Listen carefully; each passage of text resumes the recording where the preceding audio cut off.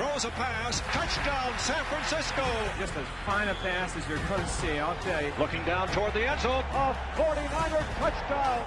Joe Montana's Hall of Fame resume is stacked, mostly known as Joe Cool. He's considered to be one of the best quarterbacks of all time. But despite his peak, he was just an average prospect ahead of his draft. So how did he go from being a decent college player to grabbing 3 Super Bowl MVPs? Joe Montana's success all began in the small town of New Eagle, Pennsylvania. He was just a regular kid with a love for football inspired by his dad. At the tender age of 8, Montana started playing youth football. He went from Waverly Elementary to Finleyville Junior High and finally to Ringgold High School, where it became clear that he had an extraordinary talent, not just on the football field, but also on the basketball court. In fact, he was so good at basketball that North Carolina State offered him a scholarship to play. It was a tempting offer as they allowed him to be a dual-sport athlete, playing both basketball and football for the university. Yet, when the time came to make a choice, Montana decided to take a different path. He accepted a scholarship from the University of Notre Dame, which was a renowned football program, especially at that time. Upon his arrival in 1974, the team was being led by Coach Ara Parsegian, who had already achieved NCAA national championships in 1966 and 1973.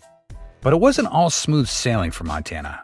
Back then, Notre Dame had a rule that prevented freshmen from practicing or playing with a varsity team, so his freshman year didn't provide much exposure to the big leagues. However, a change in coaching staff brought Dan Devine to Notre Dame, and things began to shift. Montana's sophomore year marked his first major contributions to the Notre Dame football team, even though he wasn't deemed ready to be a full-time starter in 1975 by Coach Devine. Unfortunately, just before the 1976 season was set to begin, Montana had to grapple with a shoulder injury that kept him from competing that year. Thankfully, he was granted a medical redshirt waiver, which gave him an extra year of eligibility. The turning point in Montana's college career came during the 1977 season. He found himself as the 3rd quarterback on Notre Dame's depth chart, trailing Rusty Lish and Gary Forsteck. It was during a game against Purdue that Montana finally got his opportunity to shine after Forsteck's season-ending injury. His entry into the game proved to be a game-changer, and Coach Devine promoted him to the starting quarterback position. This marked the beginning of a remarkable season in which Notre Dame went on to win 11 out of 12 games and clinching the AP Coaches National title. Roger Valdiserri, who served as Notre Dame's media relations director for many years, recalled a memorable moment. He mentioned, "I was seated beside my counterpart from Purdue, and he inquired about the situation. I responded, 'That's Joe Montana, and it spells trouble for your team.'" One of the most memorable moments of Montana's college football journey came during the Chicken Soup game in the Cotton Bowl in 1979. In this legendary game, Montana had to face not only the opposing team, but also the harsh weather as he led Notre Dame to a spectacular comeback victory over Houston. Facing extreme cold and even hypothermia, he received warm intravenous fluids and a hearty bowl of chicken soup during halftime to combat the challenging conditions.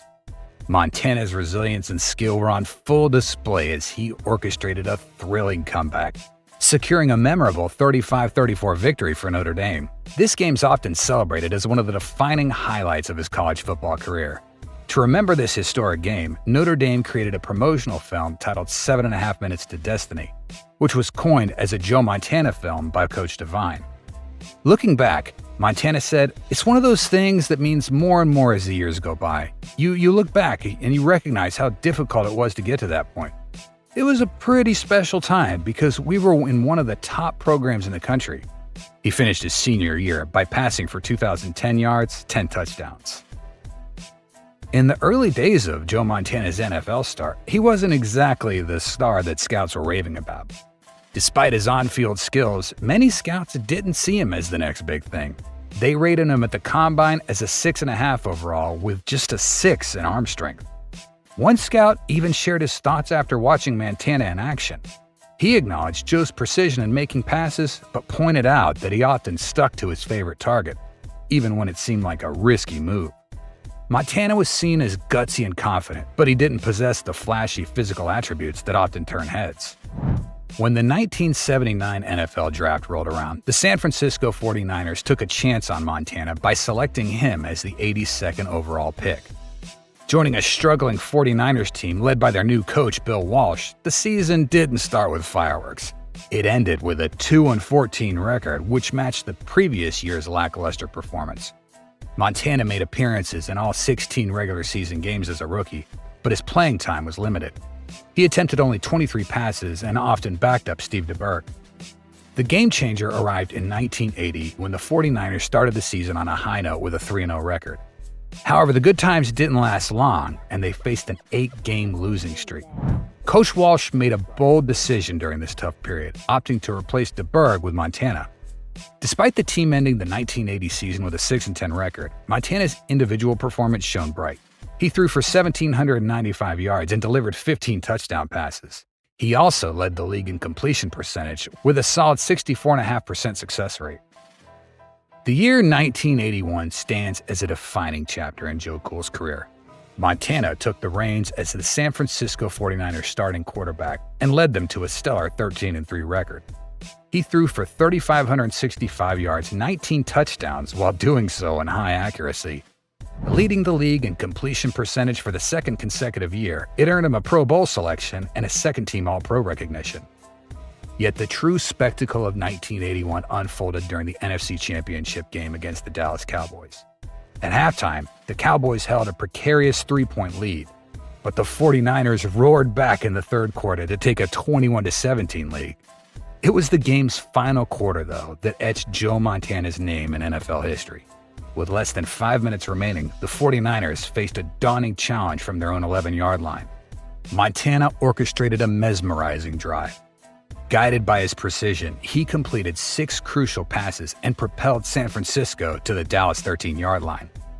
In a moment that would become legendary, Montana, against all odds, made an off-balance pass towards the end zone's back where Dwight Clark executed a gravity-defying leap to secure the game-tying touchdown. This iconic reception was dubbed the catch, and the 49ers advanced to the Super Bowl. Here, they faced the Cincinnati Bengals. He completed 14 of 22 passes, getting 157 yards and delivering a crucial touchdown pass. San Francisco won the game, and Montana's exceptional display earned him the Super Bowl MVP. The 1984 season paved the way for a second consecutive Pro Bowl selection. The 49ers' path to the playoffs was nothing short of triumphant, with commanding victories over the New York Giants and the Chicago Bears, scoring 44-10 throughout both games. These triumphs set the stage for their eagerly anticipated Super Bowl appearance. Super Bowl 19 saw him face the Miami Dolphins and their iconic quarterback Dan Marino. Montana couldn't help but acknowledge Marino's extraordinary abilities, particularly his rapid release and pinpoint accuracy. When the grand championship spectacle unfolded, it was Montana who seized the spotlight, becoming the epicenter of an unforgettable showdown. With a magician's touch, he orchestrated 3 crucial touchdowns, connecting on an impressive 24 out of 35 passes and recording 331 passing yards in a single game. He also took to the ground by adding 59 rushing yards to his already stellar performance. The 49ers triumphed over the Dolphins with a resounding 38-16 victory, and Joe Montana was adorned with his second Super Bowl MVP crown. As the 1986 season approached, the San Francisco 49ers remained resolute in bolstering their offensive firepower. They added talents like fullback Tom Rathman and receiver John Taylor. However, optimism quickly gave way to stark reality when in Week 1 of the 1986 season, Montana suffered a debilitating back injury that prompted some medical experts to suggest retirement. But he then staged a stunning comeback that earned him the league's Comeback Player of the Year award. The following year witnessed Montana's ascent to new heights as he recorded a record-high 31 touchdown passes in just 13 games and most consecutive pass attempts without an incomplete pass. They may have lost in the divisional round against the Minnesota Vikings, but the eye of the storm is yet to arrive. 1988 was the year when he regained his starting position. His team tallied a 10-6 record and secured the NFC Western Division title. Their journey reached its peak with an appearance in Super Bowl 23, a feat they accomplished by toppling formidable adversaries like the Minnesota Vikings and the Chicago Bears along the way. One standout moment was their victory in the NFC Championship game, played in the brutal conditions of Soldier Field.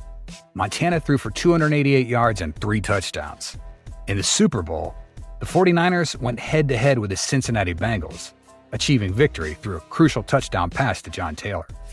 The next season marked the departure of their head coach Bill Walsh, yet the 49ers continued their dominance under the guidance of defensive coordinator George Seifert. He clinched his first consecutive NFL Most Valuable Player awards and Offensive Player of the Year. Montana's brilliance persisted as he led the NFL in completion percentage for the 5th time and threw for an impressive 3,521 yards, along with 26 touchdowns and 8 interceptions. He also boasted the league's highest passer rating with 112.4. The 1989 team's sheer dominance was reflected in their 14-2 record, with crushing victories over the Minnesota Vikings and the Los Angeles Rams, and an emphatic win against John Elway and the Denver Broncos in Super Bowl 24. Montana cemented his legendary status, becoming the first player to claim Super Bowl MVP honors for a 3rd time. His performance in the championship game saw him throw for 297 yards, setting a Super Bowl record with 5 touchdowns and adding 15 rushing yards to his postseason stats. Joe Montana's chapter with the San Francisco 49ers came to a close partly due to a quarterback controversy involving the emerging Steve Young. The story of Montana's illustrious journey took an exciting turn as he embarked on new horizons with the Kansas City Chiefs. Despite his age and a history of injuries, Montana's arrival breathed new life into the Chiefs' quest for success. His leadership and undeniable talent guided him to the brink of the AFC Championship game, proving that he still possessed the magic that had defined his earlier years on the field. However, the grand finale in the AFC Championship game saw the Buffalo Bills emerge victorious and bringing Montana's storied career to a bittersweet close. Yet this legend managed to secure one more nod to the Pro Bowl, despite sitting the most part of the season. He made the decision to hang up his cleats in 1995. His stats included 40,551 passing yards, 273 touchdowns, 139 interceptions, alongside 1,676 rushing yards and 20 rushing scores. Montana's enduring legacy was further validated when he earned a well-deserved induction into the Pro Football Hall of Fame in 2000.